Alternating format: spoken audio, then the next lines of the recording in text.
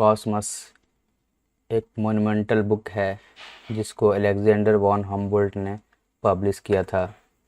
ये बुक 1845 में हम्बोल्ट ने एक मोन्यूमेंटल वर्क किया और इसको पब्लिश किया जो पूरे वर्ल्ड में फेमस हो गया। और इस बुक का नाम था कॉस्मस। और इस बुक में हम्बोल्ट के जितने भी ट्रेवल्स थे, ऑब्जर्वेशन थे, उसको कंपाइल किया गया है। इस बुक के 4 ऑब्जेक्टिव्स हैं। पहला ऑब्जेक्टिव ये है कि फिजिकल ज्योग्राफी को एक अलग ब्रांच के रूप में पेश किया जाए और इसको पेश किया गया। दूसरा ऑब्जेक्टिव ये है कि इसको एम्पिरिकल मेथड से और साइंटिफिक मेथड से नेचर का स्टडी किया जाए। तीसरा ये है कि नेचर को स्टडी करने के लिए बहुत सारे एस्पेक्ट को देखना होता है, जिसमें अलग अलग तरीके से इसका स्टडी किया जा सकता है, जिसमें ट्रेवल्स आ जाएंगे, डिस्क्रिप्शंस आ जाएंगे, पोएट्री, लैंडस्केप, पेंटिंग, डिस्प्ले और बहुत टाइप के एक्जोटिक प्लांट्स भी आ जाएंगे, जिसको स्टडी करने के बाद ही हम नेचर को अच्छी तरीके से समझ सकते हैं। चौथा, जिसमें पूरे नेचर को एक ऑर्गेनिक यूनिट की तरह डील किया गया है। और इस बुक के ऑब्जेक्टिव्स ये हैं कि इस बुक को एक यूनिवर्सल साइंस के तौर पे लिया जाए, जिसमें एक हम्बोल्ट द्वारा एक रिलीजन इंसिस्ट किया गया, ऑफर किया गया, जिसके 3 अलग अलग ऑब्जेक्टिव थे मैनकाइंड के लिए। इसमें पहला ये था कि एक मॉरल आइडियलिज्म था जो सारे के सारे रिलीजन में कॉमन होते हैं, और अर्थ के ओरिजिन को एक जियोलॉजिकल बेसिस पे स्टडी करना, न कि माइथोलॉजिकल बेसिस पे। हम्बोल्ट ने रिलीजन के ओरिजिन को अलग तरीके से पेश किया, जिस पे उनका नज़रिया अलग था। रिलीजन के आइडियलिज्म को पेश करने के बावजूद भी इन्होंने अपने किसी भी राइटिंग्स में गॉड वर्ड का इस्तेमाल नहीं किया था। इन्होंने बहुत सारे बुक्स को पब्लिश किया जिसके ये डिफरेंट ऑब्जेक्टिव्स हैं। तो सबसे पहले इसमें पूरे यूनिवर्स के स्ट्रक्चर को एक एक्यूरेट पिक्चराइज किया गया है, और दूसरा नेचर को एज ए होल देखा गया है, जिसमें सारे लिविंग और नॉन लिविंग थिंग आ जाएंगे।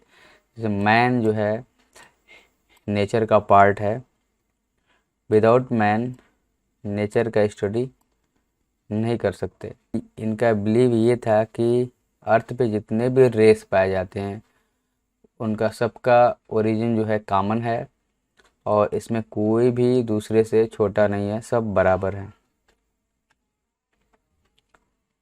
इनका एक नज़रिया ये भी था कि किसी भी चीज़ को स्टडी करने के लिए उससे पहले उसका निरीक्षण, ऑब्जर्वेशन करना इम्पोर्टेंट है।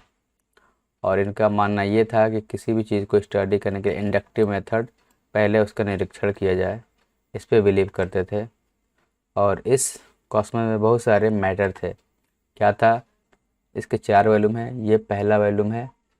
और पहले वॉल्यूम में पूरे यूनिवर्स का एक जनरल रिप्रेजेंटेशन किया गया है। दूसरे वॉल्यूम में नेचर के बारे में बताया गया कि नेचर को कैसे ह्यूमन अपने एफर्ट से धीरे धीरे उसमें बदलाव लेके आता है। और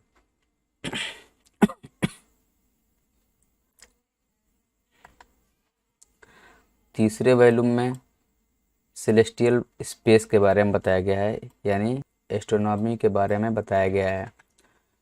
चौथे में अर्थ के बारे में बताया गया है, जिसमें मैन को, ह्यूमन को अर्थ का एक पार्ट बताया गया है।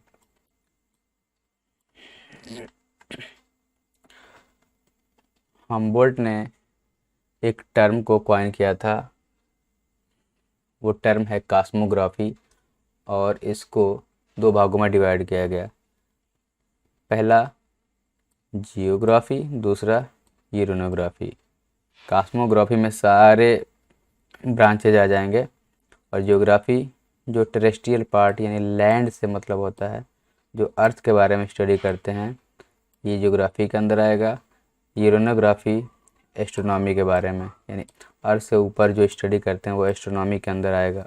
हमबोल्ट को पायनियर ऑफ फिजिकल ज्योग्राफी भी कहा जाता है। हमबोल्ट नेचर को कभी भी अलग नहीं समझा, इसको ऑर्गेनिक यूनिट की तरह लिया गया है, जिसमें जितने भी लिविंग और नॉन लिविंग थिंग रहते हैं सब एक दूसरे के साथ आपस में हारमोनियस इंटररिलेशन बना के रहते हैं। इन्हें फाउंडर ऑफ यूनिवर्सल साइंस भी कहा जाता है, जो कॉस्मोस का मेन उद्देश्य था। फिजिकल भी था, बायोलॉजिकल स्टडी भी था, सोशल साइंसेज भी था। इन्होंने एक कंसेप्ट दिया, कॉन्सेप्ट ऑफ सुजमैनहैंग और जुस्मैनहैंग। ये वर्ड जो है जर्मन वर्ड है। इसका मतलब होता है हैंगिंग टुगेदर, यानी जितने भी यूनिवर्स में चीज़ें हैं सब एक दूसरे से जुड़े हुए हैं, किसी को अलग करके स्टडी करने का कोई मतलब नहीं है। ये बहुत सारे बुक्स को कंपाइल करने के बावजूद भी, रिलीजन के बारे में एक अलग मेथड देने के बाद भी, इन्होंने कभी भी क्रिएटर या गॉड का प्रेज नहीं किया है, प्रशंसा नहीं किया है, और गॉड वर्ड का इस्तेमाल भी अपने किसी भी बुक में नहीं किया है। Thank you very much.